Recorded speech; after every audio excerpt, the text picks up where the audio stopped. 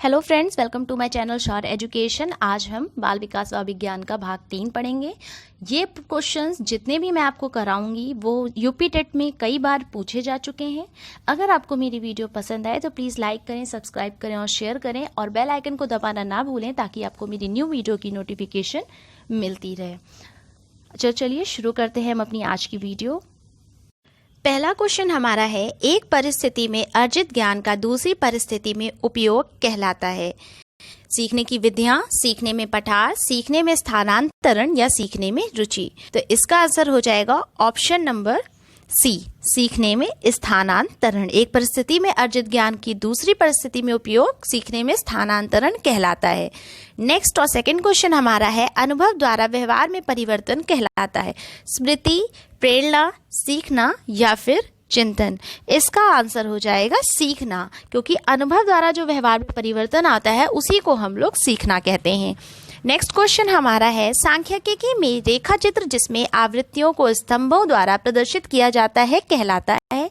स्तंभाकृति, संचय आवृत्ति, रेखा चित्र या फिर आवृत्ति बहुभुज। तो इसका आंसर हो जाएगा स्तंभाकृति। नेक्स्ट क्वेश्चन हमारा है, विकास की किस अवस्था में बुद्धि का अधिकतम विकास होता है? शैशवावस्था, प्रौढ़ावस्था, बाल्यावस्था या फिर किशोरावस्था। इसका आंसर हो जाएगा किशोरावस्था, क्योंकि किशोरावस्था ही वो ऐसी अवस्था है जिसमें बुद्धि का अधिकतम विकास होता है। नेक्स्ट क्वेश्चन हमारा है, शिशु का अधिकांश व्यवहार आधारित होता है मूल प्रवृत्ति पर, वास्तविकता पर, नैतिकता पर या फिर ध्यान पर। तो जाहिर सी बात है कि जो शिशु का अधिकांश व्यवहार, आधे से ज्यादा व्यवहार जितना होता है वो उसकी मूल प्रवृत्ति पर निर्धारित होता है, आधारित होता है। नेक्स्ट क्वेश्चन हमारा है, अंतर्दृष्टि सूझ द्वारा सीखने के सिद्धांत में कोहलर ने प्रयोग किया था। हमारा ऑप्शन है कुत्ते पर, बिल्ली पर, वन मानुष पर या फिर चूहों पर। इसका आंसर हो जाएगा वन मानुष पर। और इस वन मानुष का नाम क्या था? तो इस वन मानुष का नाम सुल्तान था।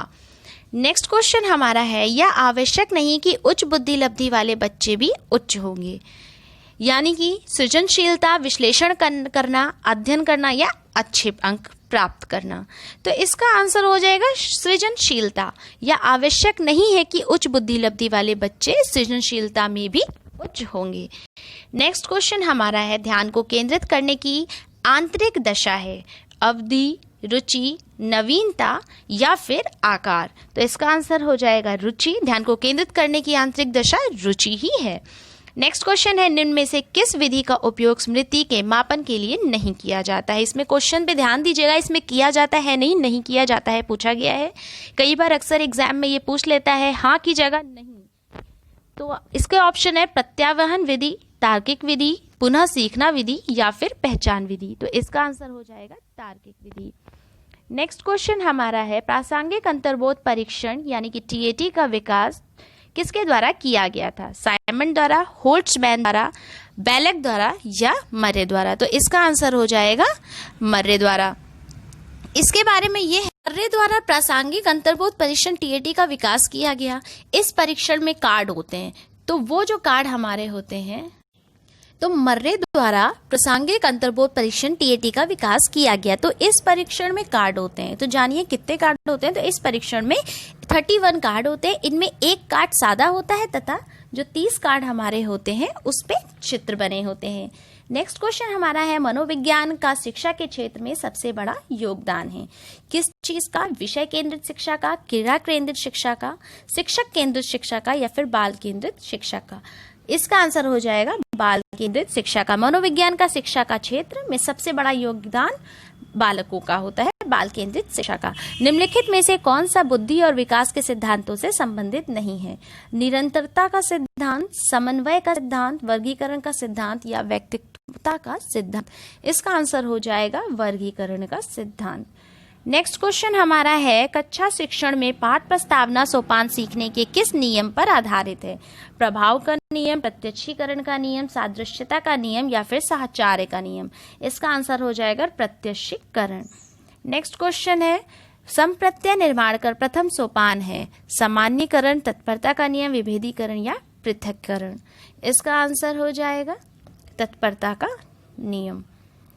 नेक्स्ट क्वेश्चन में कहा गया है कि प्रेषणात्मक अधिगम संप्रत्यय द्वारा दिया गया है, किसके द्वारा? टोलमैन द्वारा, थॉर्नडाइक द्वारा, बंडूरा द्वारा या फिर कोहलर द्वारा। तो इसका आंसर हो जाएगा बंडूरा द्वारा। बंडूरा द्वारा प्रेषणात्मक अधिगम संप्रत्यय तो इनके ही द्वारा दिया गया है। नेक्स्ट क्वेश्चन हमारा है, अधिगम में किसने प्रभाव का नियम दिया था? पावलव ने, स्किनर ने, थॉर्नडाइक ने या फिर वाटसन ने। तो इसका आंसर हो जाएगा वाटसन ने। वाटसन ने ही अधिगम में प्रभाव का नियम दिया था। 17वां क्वेश्चन हमारा है, अवधान के आंतरिक अथवा व्यक्तिनिष्ठ निर्धारक हैं क्या क्या? रुचि, लक्ष्य, अभिवृत्ति या फिर उद्दीपक, वस्तु, प्रविधि, पुरस्कार, दंड, प्रोत्साहन या फिर प्रकाश, ध्वनि और गंध। तो इसका आंसर हो जाएगा रुचि, लक्ष्य और अभिवृत्ति। नेक्स्ट क्वेश्चन हमारा है, बाल मनोविज्ञान का क्षेत्र है केवल शैशवावस्था की विशेषताओं का अध्ययन, केवल गर्भावस्था की विशेषताओं का अध्ययन या केवल बाल्यावस्था की विशेषताओं का अध्ययन या फिर गर्भावस्था से किशोरावस्था की विशेषताओं का अध्ययन। इसका आंसर हो जाएगा गर्भावस्था से किशोरावस्था की विशेषताओं का अध्ययन। बाल मनोविज्ञान इसी को हम लोग कहते हैं। नेक्स्ट क्वेश्चन है, वह अवस्था जो कि माता के 21वें गुणसूत्र जोड़ों के अलग ना हो पाने के कारण होती है तो वो क्या कहलाती है? Down syndrome, Turner syndrome, Klinefelter syndrome या फिर विल्सन सिंड्रोम। तो इसका आंसर हो जाएगा डाउन सिंड्रोम। नेक्स्ट क्वेश्चन 20 हमारा है, कोहलबर्ग के अनुसार किस अवस्था में नैतिकता बाह्य कारकों द्वारा निर्धारित होती है? पूर्व पारंपरिक अवस्था, पाश्चात पारंपरिक अवस्था या फिर उपरोक्त में से कोई नहीं। तो इसका आंसर हो जाएगा पूर्व पारंपरिक अवस्था। कोहलबर्ग के अनुसार पूर्व पारंपरिक अवस्था में ही नैतिकता ब्रह्मा कारकों द्वारा निर्धारित होती है। नेक्स्ट क्वेश्चन है, निम्नलिखित में से कौन सा सही क्रम है ये देखना है। अंडाणु, शुक्राणु, ब्लास्टोसिस्ट, युग्मनज या फिर ब्लास्टोसिस्ट, अंडाणु, शुक्राणु या युग्मनज या फिर ब्लास्टोसिस्ट, युग्मनज, अंडाणु, शुक्राणु या फिर लास्ट है अंडाणु, शुक्राणु, युग्मनज या फिर ब्लास्टोसिस्ट। तो इसका आंसर हो जाएगा डी वाला ऑप्शन, अंडाणु, शुक्राणु, युग्मनज और ब्लास्टोसिस्ट। नेक्स्ट क्वेश्चन हमारा है, अंतर्मुखी, बहिर्मुखी तथा उभयमुखी व्यक्तित्व का वर्गीकरण किसके द्वारा किया गया है? क्रिचनर के द्वारा, शेल्डन के द्वारा, यूंग के द्वारा या फिर स्प्रेंजर के द्वारा। तो इसका आंसर हो जाएगा क्रिचनर के द्वारा। अंतर्मुखी, बहिर्मुखी का तथा उभयमुखी व्यक्तित्व का वर्गीकरण क्रिचनर के द्वारा किया गया है। उदाहरण, निरीक्षण, विश्लेषण, वर्गीकरण, नियमीकरण निम्नलिखित में से किस विधि के सोपान है? ऑप्शंस है निगमन विधि, अंतर्दर्शन विधि, आगमन विधि या फिर बहिर्दर्शन विधि। इसका आंसर हो जाएगा आगमन विधि। नेक्स्ट क्वेश्चन हमारा 24 है, फ्रायड के अनुसार हमारे मूल्यों का आंतरिकीकरण किस पे होता है? इदम, अहम, परिस्थितियों या फिर पराहम। इसका आंसर हो जाएगा ऑप्शन नंबर डी, पराहम। 25वां क्वेश्चन हमारा है कि व्यवहारवादी किसने कहा है, मतलब किसने ये चीज कहा है कि मुझे नवजात शिशु दे दो, मैं उसे डॉक्टर, वकील, चोर या जो चाहूं बना सकता हूं? न्यूमैन ने, होलजिंगर ने, फ्रीमैन ने या फिर वाटसन ने। तो इसका आंसर हो जाएगा वाटसन महोदय ने। वाटसन महोदय ने ये कहा था कि मुझे नवजात शिशु दे दो, मैं उसे डॉक्टर, वकील, चोर या जो चाहूं बना सकता हूं। 76वां क्वेश्चन है, ध्यान आकर्षित होने में किसकी प्रमुख भूमिका होती है? उद्दीपन की तीव्रता की, उद्दीपन की विश्वसनीयता की, उद्दीपन की उपादेयता की या उद्दीपन की सक्रियता की। इसका आंसर हो जाएगा ऑप्शन ए, उद्दीपन की तीव्रता थी। नेक्स्ट क्वेश्चन हमारा 27 है, क्या छात्र में रुचि उत्पन्न करने की कला है? शिक्षण, सहानुभूति, संदृष्टि या फिर प्रेरणा। इसका आंसर हो जाएगा प्रेरणा, मतलब प्रेरणा छात्र में रुचि उत्पन्न करने की एक कला है। नेक्स्ट क्वेश्चन 28 है, फ्रायड के अनुसार ग्रहण किए या सीखे हुए तत्वों को धारण करने या पुनः स्मरण करने की असफलता को विस्मरण कहते हैं। इसमें पूछा गया है, पहला तो ऑप्शन हो गया कि फ्रायड के अनुसार ग्रहण किए या सीखे हुए तत्वों को धारण करने या पुनः स्मरण करने की असफलता को विस्मरण कहते हैं। वी या फिर ऑप्शन बी है कि विस्मरण का अर्थ किसी समय प्रत्यंत करने पर भी किसी पर्व अनुभव का स्मरण करने या पहले की सीखी हुई किसी क्रिया को करने की असफलता। नेक्स्ट है, विस्मरण वह प्रवृत्ति है जिसके द्वारा दुखद अनुभवों को स्मृति से अलग कर दिया जाता है या फिर उपयुक्त में से कोई नहीं। तो इसका आंसर हमारा हो जाएगा ऑप्शन नंबर सी, विस्मरण वह प्रवृत्ति है जिसके द्वारा दुखद अनुभवों को स्मृति से अलग कर दिया जाता है। ये फ्रायड के अनुसार है। नेक्स्ट क्वेश्चन हमारा है SOR किसके द्वारा प्रस्तावित किया गया है।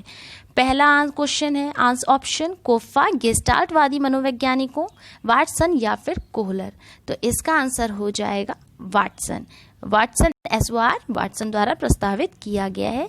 नेक्स्ट और लास्ट क्वेश्चन हमारा है वह मापनी जिसमें अंतराल मापनी के समस्त गुणों के साथ परम शून्य भी वो कहलाती है।